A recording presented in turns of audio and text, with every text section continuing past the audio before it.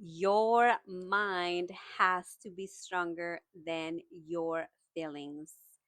This is a test that I went through starting last Tuesday. There was a situation that happened at work, and I let it bug me so much.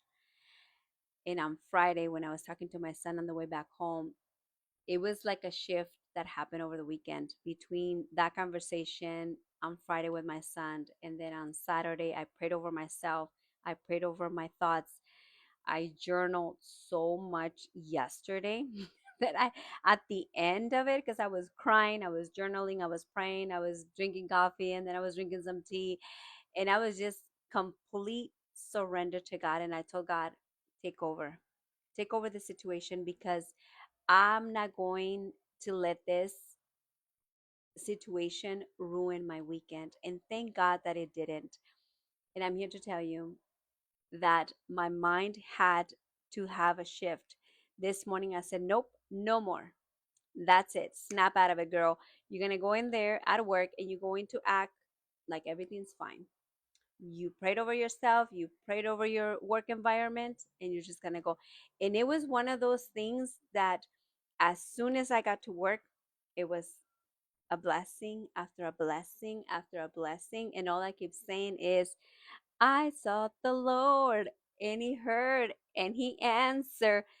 And I was so not emotional crying, but I was emotional like of happiness, because I'm like, God, you heard my prayers. You heard and you read those journal entries that I did this weekend, because it was a complete surrender. I have no control of anything. I'm trying to have control over my thoughts, over my mind, but the only thing that I need to do is renew my mind every single day with good thoughts, with good Bible verses.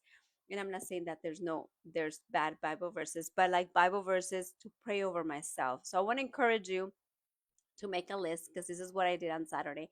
I made a list. I am fearfully and wonderfully made.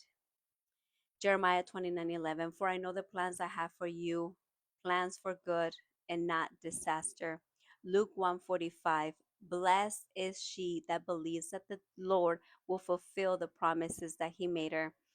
Proverbs 31:25, I forgot the Bible verse. She walks with strength and dignity, and she laughs at the future without fear.